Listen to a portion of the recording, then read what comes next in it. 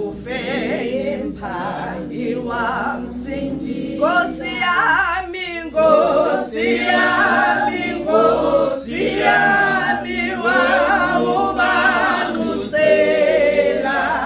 baba abahlubi bami ubathethelela uJesu Kristu inkosi uJesu Kristu inkosi ngizocela ukuthatha leli thuba ngidlulise ubaba ezosipha izwi lenkosi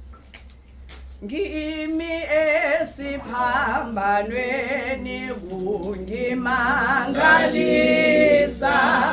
wena uqobo sekufeni mphangi wamsindi Nkosi yami Nkosi yami Nkosi yami wawubanxusela